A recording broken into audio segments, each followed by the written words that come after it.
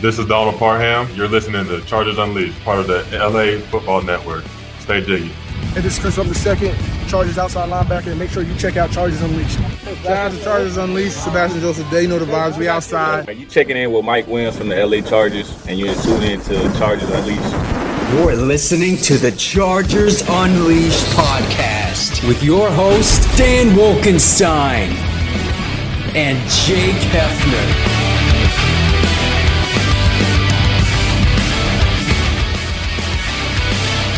Welcome to another edition of Chargers Unleashed. Jake Hefner and Dan Wolkenstein here with you from the LAFB Network. Today's show, of course, is being brought to you by BetOnline, Charger Bolt Family, and Rock Solid Sports Memorabilia. If this is your first time tuning into the show, make sure to hit that like and subscribe button on YouTube. You can also follow us on Facebook, Twitter, Instagram, Spotify, and Apple Podcasts. Dan Wolkenstein, happy Monday to you, sir. You know what time it is. It's Combine Week, baby. Woo, let's go. We get to watch Combine, talk draft talk. Let's go, Jake. I'm excited. Everybody who poo-poos the draft Combine and just calls it the Underwear Olympics and leave it at that, I don't care. It's time to get excited. We're in the thick of draft season now. And as Dan alluded to last week, we will be bringing in special guests as we get closer and closer to the NFL draft on April 27th. And Dan Wolkenstein, why don't you tell us about the first special guest that we are bringing in to talk about pre-combine, pre-draft, nothing but draft prospects on Chargers Unleashed today. Who is it? Super pumped today. We get to talk to the man who literally wrote the Bible on the NFL draft. Mr. Ric Serritella from NFL Draft Bible is going to be joining us to talk about all things NFL draft and the Los Angeles Chargers. What should they do at 21? What should the Chargers look for day 2, day 3? Jake, before we get into that, we got to talk about our friends over at BetOnline. Over under children we see on this episode, I'm going to put the line at 1.5. Well, since Avery counts for 2, I'm going to go for over. So, and as Avery enters the screen right now, Dan Wolkenstein, you put the over 1.5. So there you go. There you go. You win your bet. She's waving. For folks who are watching, if you are not and you are just listening, go subscribe to YouTube so you can go see her wave at you. All right, Avery's going to do the ad read with you, Jake. Go ahead. All right, perfect. Avery, you can say this along with me. You can wave whatever you want. But let's remind everybody that over on BetOnline, you'll always find the latest odds, team matchup info, player news, and game trends over at BetOnline. And as your continued source for all sports wagering information, BetOnline features live betting, free contests, and giveaways all season long. So head on over to betonline.ag to join and receive your 50% welcome bonus with your first deposit. And make sure to use that promo code BELIEVE, that's BLEAV, to receive your rewards. BetOnline, where the game starts. All right, so Avery's waving. We're all waving. I think I just scared her a little bit, but we're all going to go into our conversation with Ric Serritella from NFL Draft Bible and get this thing going for the NFL draft for the Chargers. Ric Serritella from NFL Draft Bible coming up next on Chargers Unleashed. Well, we are super excited today. Draft season is fully engaged. We have the NFL Combine coming up here this week, and who better to talk to than the literal person who wrote the Bible on the NFL draft. Ric Serritella joins us on Chargers Unleashed. Rick, thanks for hopping on again. Friend of the show, how are you? Yeah, fellas, what's happening? I got my man? Chin straps on, the shoulders. Yeah, baby. Let's go to work. Buckle up, hunker down. Let's do it. This is Christmas for Jake Hefner. He loves this time of year. We all do. We had a little funny jig that we were doing last week when we were doing our best position groups. Started with the wide receiver for the Chargers, or best fits. But today, we want to get all the best advice we can from the one and only Rick. So, want to talk about, obviously, the NFL Combine coming up, talk about some positions the Chargers are looking for. It could possibly be good fits for the Chargers on day 1, 2, and 3.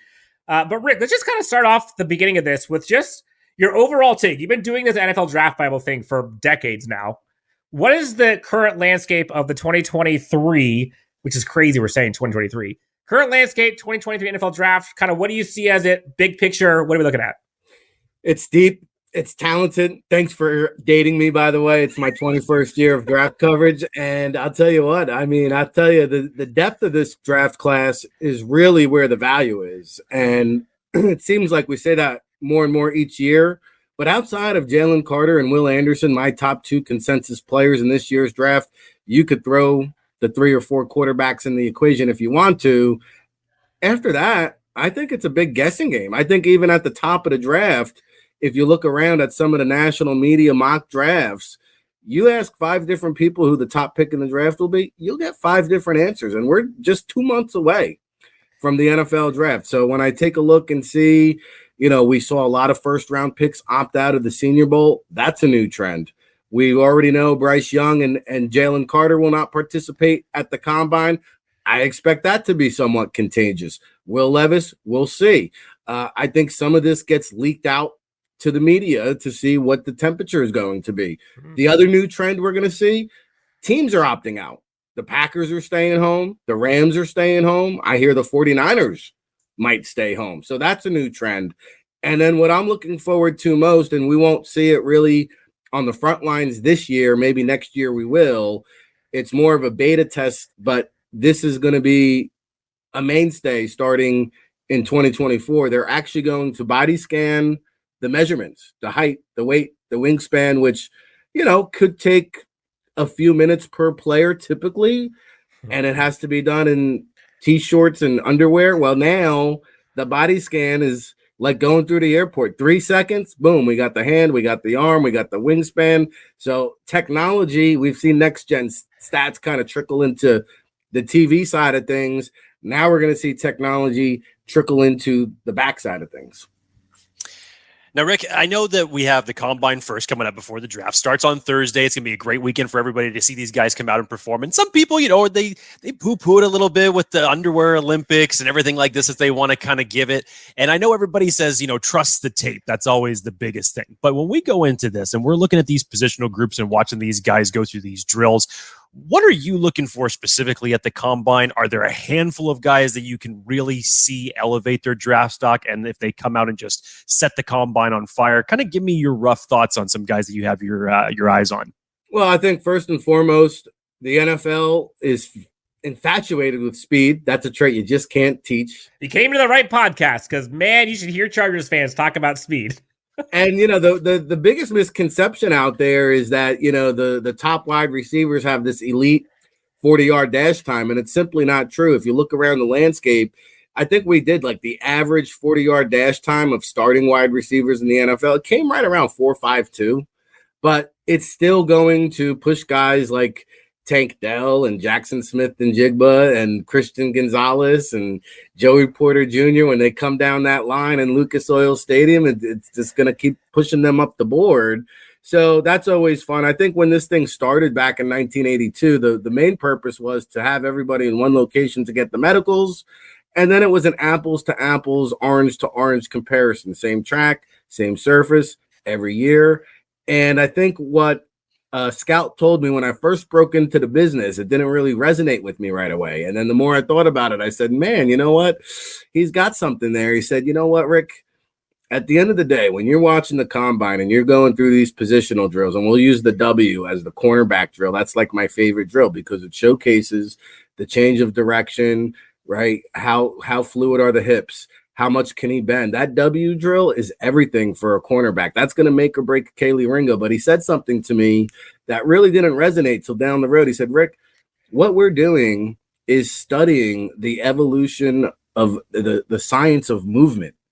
And here I failed science, guys. I don't know about you. But, I said, man, ain't that something? But, I think when you're doing it for 20 years and you see the same drill and you see thousands of players go through these drills, you can quickly identify, like with repetition, just like anything.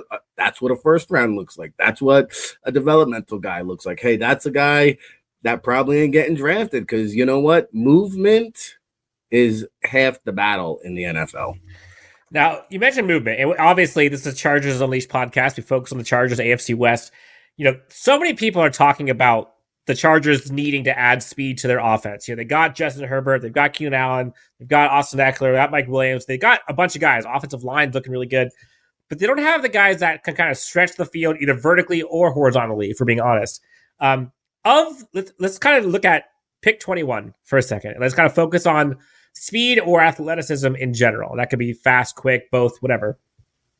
Who are some of those like bona fide first round picks that when you see tape don't lie, you're looking at the speed, evolution, movement, like who are those guys to you at 21? At 21, I think you really have to play the waiting game to see, because I think just like a lot of these positions, there's really not a consensus wide receiver. It's more what's your flavor of the week. And I understand what the Chargers fan base is probably craving, that speed element to stretch the defense. They got all these tall possession, big body wide receivers, even the tight ends that have been rotating in, and all these tall tree trunk guys. Why not add an extra element of dimension to the offense? So I get it. And I think when you get to 21, you're hoping that maybe a Jordan Addison out of USC or Jackson Smith-Njigba out of Ohio State that can play inside, can play outside, can stretch the field in the slot if need be. I think those are the guys you're looking at. You want a dark horse candidate? I'm a big fan of this Tank Dell. Is 21 too high? Maybe. Take a bow, Rick. I didn't even have to ask you about him. Well, I think what you saw down there in Mobile, and again, like the All-Star games, I love the one-on-ones. The cream rises to the top. Over the course of time, one-on-ones, you see who can separate, who's got an extra level, who's got an extra gear. Tank Dell is all that. Not only is he speedy and fast, but he can create separation the way he breaks in and out of his routes. Like, that guy is hard to stick. So I would not be surprised if he went in the first round. And I would, for whatever it's worth, I got Dell at number 5. The media keeps putting this Jalin Hyatt in the first round out of Tennessee. He's number 7 for whatever it's worth. Hey, I get it. The speed, again, everybody's in love with the one-trick pony. But I don't see much to Jalin Hyatt's overall game in terms of route running and different dynamics. I mean, don't get me wrong now. That's a good trick to have. Go ask Hendon Hooker. But to me, Tank Dell is more of a route runner, can create separation because of his technical ability rather than just solely relying upon speed. But don't get me wrong, there's going to be somebody who falls in love with a Jalin Hyatt, and maybe he goes in round 1. So I wouldn't be surprised if that happens as well. I gotta say, so this came in perfect timing. So last week we had our best fits for the Chargers at wide receiver, and Jake and I each went 5 through 1.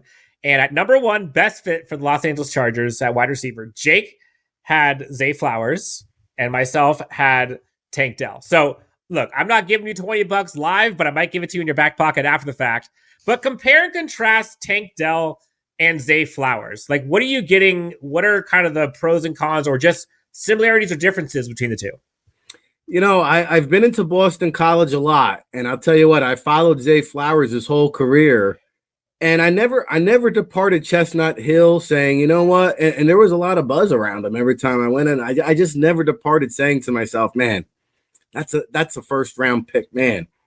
That's a guy I want to build my offense around. Now, don't get me wrong.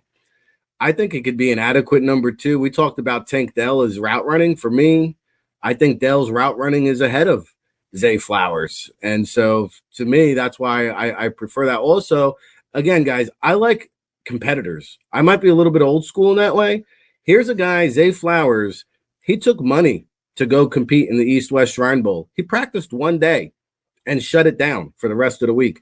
Tank Dell went down to Mobile, lit it up the whole week, left no stone unturned, no questions to be remained. I don't know, man. I just wonder if I give a guy a lot of money like that, is he going to check out on me? I don't have that thought with Tank Dell. Zay Flowers, I'm not so sure. Rick, let's flip it over to the defensive side of the ball now, because another one of these really deep position classes of this year's draft is the edge class. And a lot of people have had somewhere of 5 to 6 edge rushers that they're expecting to go in the first round. Now, obviously, edge is going to be another target for the Chargers at some point.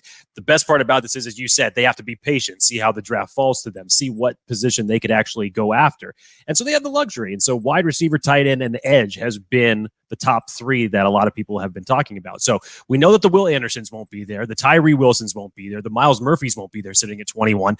The Lucas Van Ness may fall to 21, but even beyond that, so if we're talking about the possibilities for rounds 1, maybe beyond that in Derek Hall at round 2, BJ Ojolari, if he falls that far. But who are some edge guys that you think would be some really good fits for this team? Yeah, I mean, I think we got to put Keon White in the mix there out of Georgia Tech. I think after his body of work, maybe a little bit more raw than some of those upper echelon guys. To me, he has all the potential. You wonder if you can put it all together and coach it out of him. So I think he could be an opportunity there. Miles Murphy, I wouldn't be so sure. I'm hearing he could maybe do a little slip and slide come draft day. So 21, maybe he's in play because you figure Tyree Wilson's coming off the board before him. Will Anderson's coming off the board before him. I wouldn't be surprised maybe even if Nolan Smith out of Georgia is off the board before him, because I think he's kind of that forgotten guy. A lot of guys in Chargers land like him. Yeah, and I think, that's a guy, though, the Chargers got to be careful there because the medical, right? That's going to determine how soon can this guy see the field, because if I'm the Chargers, I'm built to win now. I don't want a redshirt rookie with my first round pick. I want to win. I want to make a statement. I want to win a playoff game.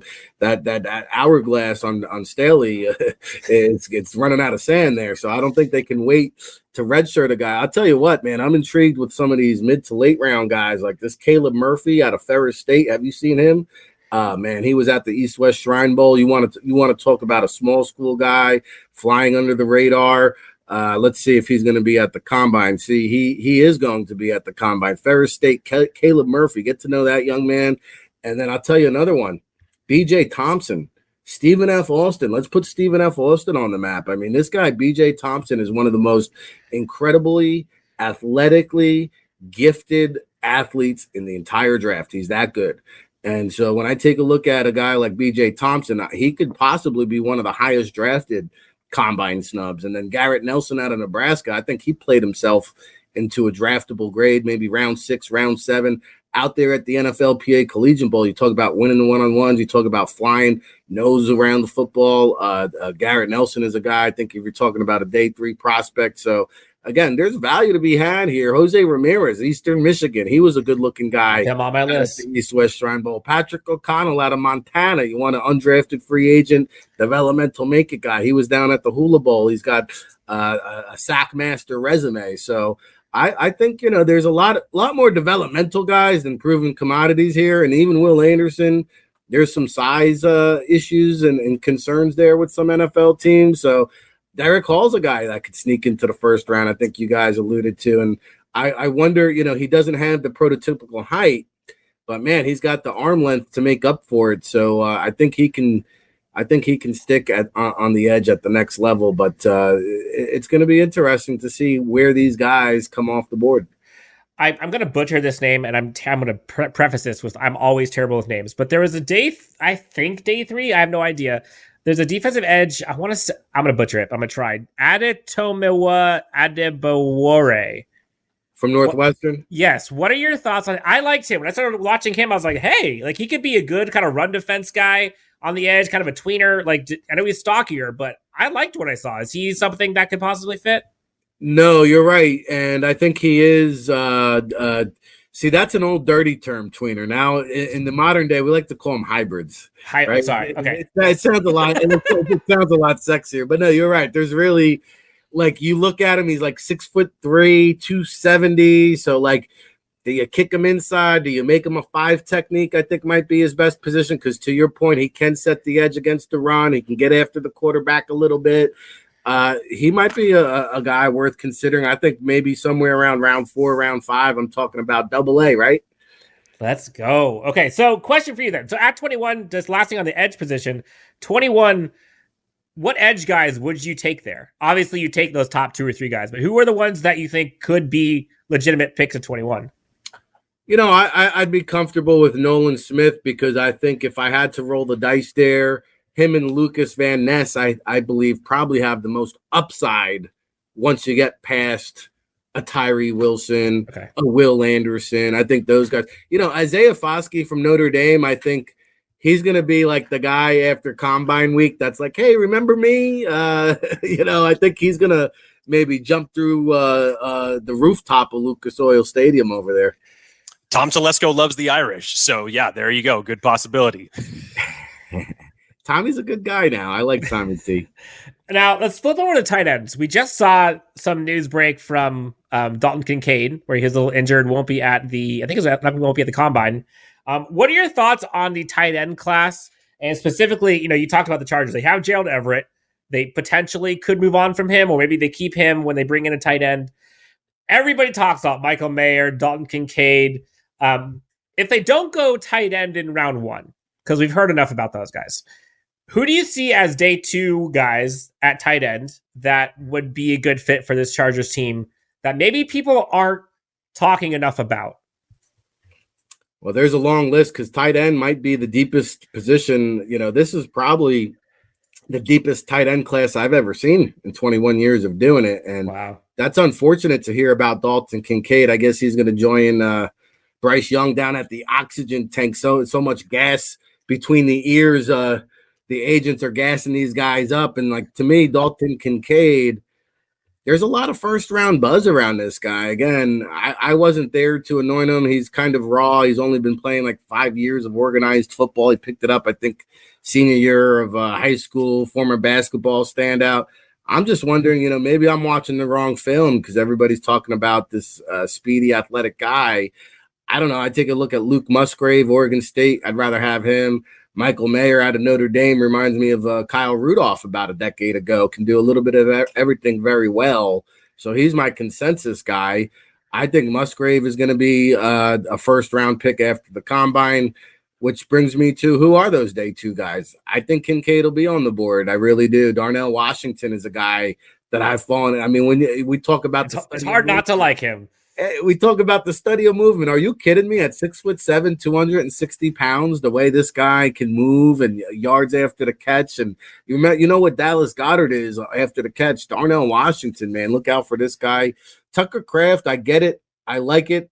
I like what he could be, not what he is right now. To me, and he's 255, good-looking player. I look at the frame. I think he still has room to pack on another 10 pounds of muscle and fill out there. And then Payne Durham out of Purdue, man. I like what this kid brings to the table. I thought he made a lot of plays down there in Mobile at the Senior Bowl. I think he could line up in the slot, H-back. He was even back there and at fullback. I think I saw him taking reps. And that brings me to one other guy, maybe not a tight end. We talk about tweener, hybrid. Is he a linebacker? Is he a fullback? He's the next Kyle Juszczyk, this Derek Parrish out of Houston, man. This guy had 8.5 tackles for loss, 5 sacks during his first 4 games, was out for the year, comes back, goes down to Mobile as a fullback. He's 250-plus pounds. He might run in the 4.4 range. This guy's a freight train. Look out for Derek Parrish, man. Good Lord. Everybody been keeping notes?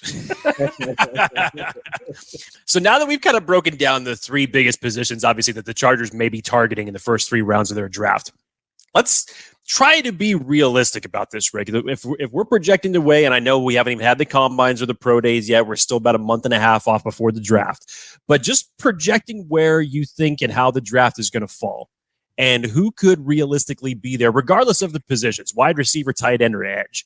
As far as just your, let's say, top 3 at each, well, let's not say top 3 at each position, but give me one name from each position group that you would think A, would realistically be there at 21, and B, would be the best fit for this team.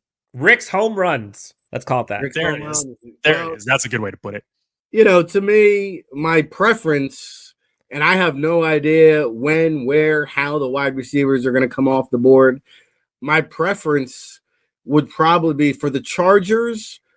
I like Jackson Smith-Njigba, even though I have Jordan Addison higher on my board. For the Chargers, I like Jackson Smith-Njigba a little bit more because I think he brings kind of that luxury piece, that moving part, pre-snap motion, bubble screen, end around, get the ball in space dynamic. Do you think, real quick on him, a lot of people say they don't want him on the Chargers because of they already have Keenan Allen and they see a lot of similarities between Keenan Allen and him.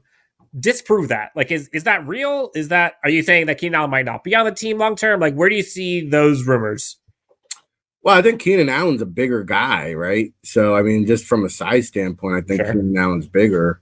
But I think at the end of the day, if wide receivers a need, you can't pay Keenan Allen and Mike Williams forever. At some point, they're going to have to part ways with one of those guys, and you want to have the next option in the kitty. So, regardless, I mean, I think Smith is more of a gadget guy, and he's not going to like that. He's not going to like me saying that. But, you take a look at what the Chiefs did in the Super Bowl running those gadget plays. I think that's what Jackson Smith-Njigba could bring to the table. Okay. So that's wide receiver, other positions. So let's say tight end, edge, and then let's just throw in cornerback because Brandon Staley loves his corners. He goes corners all day long. Can never have enough of them. Yeah, so I think at tight end for me, I'm going to assume Michael Mayer's off the board, and my money is going with Luke Musgrave. I just think that he's the most polished route runner, pass catcher, blocker. This guy, to me, he reminds me a little bit of George Kittle, man. The way his frame, and he's another one. He could pack on 10, 15 pounds of muscle, keep that speed, and you're going to see him at the combine. This guy's going to start popping up in a lot of first-round mock drafts after Indianapolis. So Musgrave would be the pick for me at tight end. Cornerback, man, I'm a big Joey Porter Jr. guy. Like that to me is cornerback one. I know a lot of people like Witherspoon. Porter is, man, he is big. He's fast. He's physical. Christian Gonzalez is another one that I like. And I think, again, Kaylee Ringo, all three of those guys might be on the board. When push comes to shove, I mean, if Joey Porter Jr. slides, that would be my guy. Absolutely, without a doubt, because I think he can cover. He has a propensity for turnover. He's like an octopus. You see him scoop the fumbles, go for the pick six. These guys making interceptions. I was in Happy Valley. I don't do this often. I had a man crush. I couldn't stop. There's like 20 guys I'm scouting at Penn State. My eyes kept going back to Joey Porter Jr. Joey Porter Jr. Holy cow, what a physical specimen. I'm in love. Now, I got to ask. So one of the things, so Chargers fans, they can never get enough speed, right? And we talked about receiver. People want like 3, 4, 5 receivers in this draft, which obviously that's not going to happen. But the idea of like double dipping at the wide receiving position, I think is a possibility for the Chargers. So let's just say they go wide receiver in round 1. And then there's a day, I don't know, late day 2 or day 3 guy. Who are some of the good like pairings you could see that could go with either someone like a Njigba or maybe like a Quentin Johnston or with like a Tank Dell, Zay Flowers, Hyatt type on either side? Yeah, I think, with that part of it, I think you want to find a guy that can also play special teams, right? Because he's probably going to be competing for like wide receiver 4 or 5. And how about this Michael Wilson out of Stanford? I mean, here's a guy, he reminds me of Terry McLaurin, right? This guy just came down to Mobile, taught lessons, right? A route running lesson and how to just school people all week long. So he comes to mind as a great fit for the Chargers. I like this Ronnie Bell out of Michigan. I think he came off the ACL this year. You talk about top speed. I think the catapult had him at like 23 miles per hour. He was one of the fastest guys during Senior Bowl practice with the ball in his hands. How about I got to show my guy from Jersey, right up the road out of Princeton, Andre Usivas, the Ivy League boy, sprint man. Yeah, man, a track star. I mean, you want some speed? How about that guy? And I love me. We call him Hollywood, but Keelan Harris out of Oklahoma Baptist. You should get to know this young man if you want somebody who could stretch the field. Keelan Harris, right? That name Oklahoma State. Yeah, he's going to get drafted now. He met with just about every team at the NFLPA Collegiate Bowl. How about Mitchell Tinsley? We talked about a gadget guy out of Penn State. We had him at the NFLPA Bowl, and then he got called up to the Shrine Bowl, and I think you saw him in the Shrine Bowl game. Some of the things he did at Penn State and Western Kentucky. This guy led the nation in receiving a couple years ago. Mitchell Tinsley. Everybody talks about Parker Washington. Hey, Mitchell Tinsley, man, he is a good-looking player. Jake, you excited? It's just like, Rick, we've only been having this draft talk officially for about the past 2 weeks. I've been wanting to have it since about November. And just to finally start talking about it with people like yourself, this is what makes the offseason so exciting. So put your money where your mouth is, Rick. Chargers are on the clock at 21. Who is your prediction for the Chargers? Well, you know what, fellas? I'm going to say, logically speaking, tight end, I can get later in the draft. Wide receiver, I think we have some good starters there, so I'm not going to make that the biggest need. I will say there is a need for additional pass rusher from the outside looking in. I obviously don't cover the team like you guys do on a regular basis.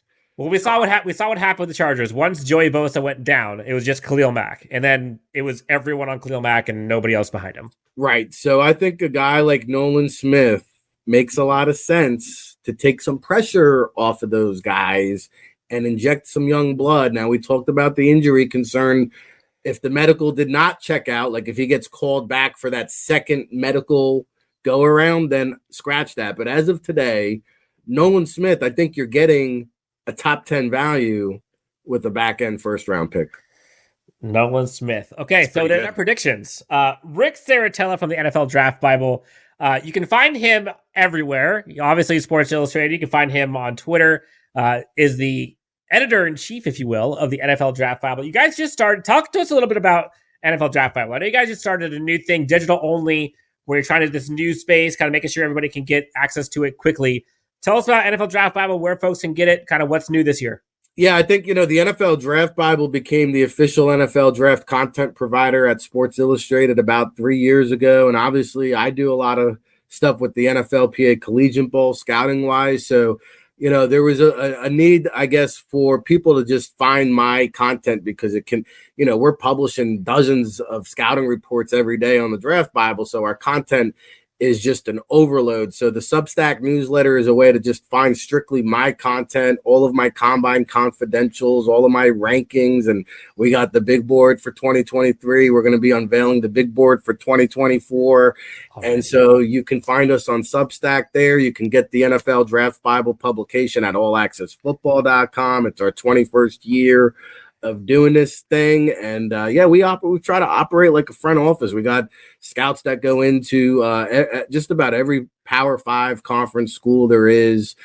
We divvy up the country into 5 regions. We meet with all the pro liaisons. I think what separates us is we meet with the coaches. We get the background information. We get the real medical, and we put that in the draft book. And we try not to put private and personal information. We're not out here to wreck players' draft stock, but we have unique information, unique personal tidbits. Hey, I try to immerse myself when I go on any given year. I could visit 75 schools, guys. I'm in the parking lots. I'm in the tailgate. I'm hanging with the parents. I'm hanging with the entourage. I want to know where these guys come from, who they hang with, who they roll with, and what they're all about. So we're all for eliminating risk in the NFL draft. It's a hard process, as you guys know. So the more you can get to know a guy, the more you eliminate risk. And the more that I do this process, fellas, I think that's kind of the way where teams can really earn their money when it comes to the selection process. Ric Serritella, the man, the myth, the legend, the person behind the NFL Draft Bible for over 2 decades. But man, age like a fine wine. We all hope to age like Ric Serritella in his obvious knowledge of NFL Draft. Ric, thank you so much for joining us, man. This has been a ton of fun. Friend of the show, you're welcome anytime. Honestly, I could talk to you for an hour and a half about different draft prospects. I have like 6 guys in my head right now that I want to talk to you about offline. We'll have to do it again. I look forward to coming back on, guys. Just, you know how to find me. Like you said, I'm not hard to find. I'm out there. So, by the way, we got the podcast now for draft season, Monday, Wednesday, Fridays. And if this airs before the combine, you can find me every night on Twitter Spaces, 8 p.m. So if you got some guys you want to talk about, you can drop in the Twitter Spaces, add us on the Twitter handle, our social media stream team. They do a great job of alerting me and notifying all of our questions and inquiries. Well, I'm going to be at 8 p.m. because I got a couple questions that I was going to ask you afterwards, but I'll just wait till then. We're good to go. Yeah, let's buckle up and hunker down. Do we have time for a special guest on the way out? Ooh, yes, we do. Come on, make your Chargers Unleashed debut. What do you want to say to the people? This is Snuggles, and her last name is Carrot. Oh my goodness. Carrots. We technically have 5 in a box now. Snuggle carrots. And welcome to Chargers Unleashed. Welcome to Chargers Unleashed, Snuggle Carrot. Appreciate you hopping on. Ric, it's been a pleasure, man. Thank you so much. Have fun at the combine, man. You deserve all the praise. You've been doing a ton of great work. Appreciate it. We'll talk to you soon, all right? Thanks, guys. I love this house. My house.